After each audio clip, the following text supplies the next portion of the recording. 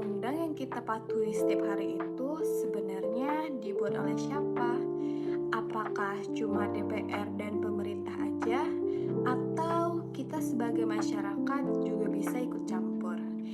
Nah, di video ini aku bakal ngebahas partisipasi publik dalam pembentukan undang-undang dan pastinya relevan sama kehidupan kita sehari-hari.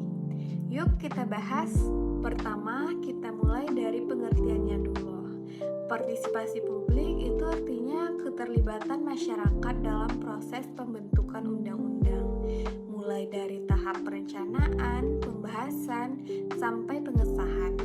Jadi, masyarakat itu bukan cuma penonton, tapi sebenarnya punya hak untuk memberi masukan, menyampaikan pendapat, bahkan mengkritik rancangan undang-undang. Hal ini diatur secara hukum, salah satunya dalam Undang-Undang Nomor 12 Tahun 2011 tentang pembentukan peraturan perundang-undangan. Artinya apa? Artinya negara wajib membuka ruang bagi masyarakat untuk ikut terlibat. Sekarang pertanyaannya, kenapa sih partisipasi publik itu penting? Pertama, karena undang-undang itu mengatur hidup kita semua. Kalau yang diatur kita, masa kita nggak boleh ikut bicara? Kedua, partisipasi publik bikin undang-undang jadi lebih adil dan realistis. Masyarakat biasanya tahu langsung masalah di lapangan.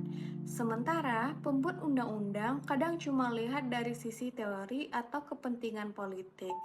Yang ketiga, partisipasi publik bisa mencegah undang-undang yang bermasalah. Contohnya, kalau sejak awal masyarakat dilibatkan, potensi penolakan besar-besaran bisa dikurangi. Jadi, partisipasi publik itu bukan gangguan, tapi justru penyempurnaan proses legislasi. Partisipasi publik itu nggak cuma lewat demo ya, ada beberapa bentuk partisipasi publik dalam pembentukan undang-undang. Antara lain yaitu yang pertama, rapat dengan pendapat umum atau yang disebut RDPU. Biasanya DPR mengundang akademisi LSM atau perwakilan masyarakat. Yang kedua, uji publik rancangan undang-undang. Masyarakat bisa memberi masukan terhadap draft RUU. Yang ketiga, penyampaian pendapat secara tertulis, bisa lewat surat, email, atau platform resmi pemerintah. Yang keempat, diskusi, seminar, dan kajian akademik. Ini sering dilakukan oleh kampus dan lembaga penelitian. Yang kelima atau yang terakhir, aksi demonstrasi.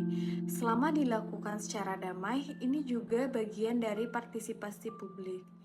Semua ini menunjukkan kalau masyarakat punya banyak cara untuk terlibat. Contoh nyata partisipasi publik bisa kita lihat dari pembahasan Undang-Undang Cipta Kerja. Banyak masyarakat, mahasiswa, dan buruh yang menyuarakan pendapat, baik lewat diskusi akademik, media sosial, sampai demonstrasi.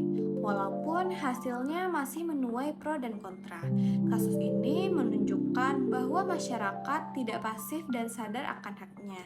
Nah, ini itu bukti bahwa partisipasi publik itu benar-benar terjadi dan punya dampak besar. Tapi, partisipasi publik juga punya tantangan. Misalnya, akses informasi yang terbatas, pembahasan RUU yang terlalu cepat, atau partisipasi yang cuma formalitas. Kadang masyarakat diundang, tapi pendapatnya nggak benar-benar dipertimbangkan. Ini yang masih jadi pekerjaan rumah dalam sistem legislasi kita. Undang-undang tidak dibikin oleh presiden sendirian. Ada proses panjang dan berlapis. Banyak orang mengira kalau satu undang-undang lahir hanya karena kemauan presiden. Padahal kenyataannya tidak sesederhana itu. Dalam sistem ketatanegaraan Indonesia, undang-undang dibuat melalui kerja bersama antara DPR dan presiden. Artinya, presiden tidak bisa seenaknya membuat undang-undang sendiri tanpa persetujuan lembaga lain. Prosesnya dimulai dari tahap perencanaan yang disebut Program Legislasi Nasional atau Prolegnas. Di tahap ini, DPR, pemerintah, dan DPD duduk bersama untuk menentukan undang-undang apa saja yang perlu dibahas.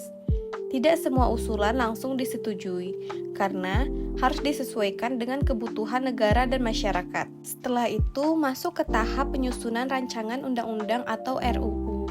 RUU ini bisa berasal dari DPR, dari Presiden melalui kementerian, atau dari DPD untuk bidang tertentu. Dalam penyusunannya, tidak hanya politisi yang terlibat, tapi juga akademisi, pakar hukum, dan tim ahli. Bahkan, ada naskah akademik yang disiapkan sebagai dasar ilmiah agar undang-undang tidak asal dibuat. Tahap berikutnya adalah pembahasan, dan inilah bagian paling panjang dan paling rumit. RUU dibahas pasal demi pasal dalam rapat DPR bersama perwakilan pemerintah. Setiap kata, setiap kalimat, bahkan setiap tanda baca bisa diperdebatkan. Banyak rapat digelar, mulai dari rapat kerja, rapat dengar pendapat, sampai mendengarkan masukan dari masyarakat sipil. Disinilah suara publik seharusnya masuk. Mahasiswa, organisasi masyarakat, buruh, pengusaha, dan kelompok lainnya bisa memberikan pendapat. Jadi, undang-undang bukan hanya produk elit, tapi hasil tarik-menarik kepentingan yang panjang. Kalau pembahasan sudah selesai dan DPR serta Presiden sepakat, barulah RUU dibawa ke rapat paripurna untuk disetujui bersama. Tanpa persetujuan DPR, undang-undang tidak bisa disahkan, dan tanpa persetujuan Presiden juga tidak bisa lanjut. Setelah disetujui bersama, RUU dikirim ke Presiden untuk disahkan. Presiden memang menandatangani, tapi itu bukan berarti Presiden yang menentukan segalanya. Bahkan jika Presiden tidak menandatangani, dalam waktu 30 hari, undang-undang tetap sah secara otomatis menurut konstitusi. Tahap terakhir adalah pengundangan, di mana undang-undang dimasukkan ke dalam lembaran negara dan resmi berlaku untuk seluruh rakyat Indonesia.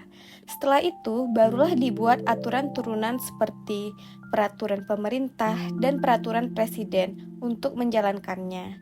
Dan jika suatu undang-undang dianggap bermasalah atau merugikan rakyat, undang-undang tersebut masih bisa digugat melalui Mahkamah Konstitusi. Ini membuktikan bahwa kekuasaan dalam negara tidak dipegang oleh satu orang saja. Jadi, penting untuk dipahami, undang-undang bukan hasil keputusan satu kepala. Ia lahir dari proses panjang, berlapis, penuh perdebatan, dan melibatkan banyak pihak. Inilah yang disebut sebagai sistem checks and balance, agar kekuasaan tidak berjalan sewenang-wenang. Kalau proses pembentukan undang-undang sudah panjang dan berlapis, lalu di mana posisi publik? Jawabannya, publik bukan penonton, tapi bagian dari proses itu sendiri. Partisipasi publik hadir saat suara masyarakat didengar, saat DPR dan pemerintah membuka rapat dengar pendapat. Disitulah publik masuk.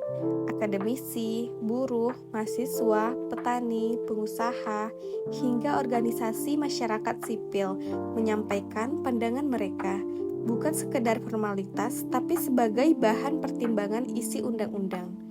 Publik juga berpartisipasi lewat kajian, kritik tertulis, dan sikap resmi yang dikirim ke DPR atau kementerian. Setiap masukan, data, dan argumen seharusnya menjadi alarm bagi pembuat kebijakan agar undang-undang tidak lepas dari realistis sosial.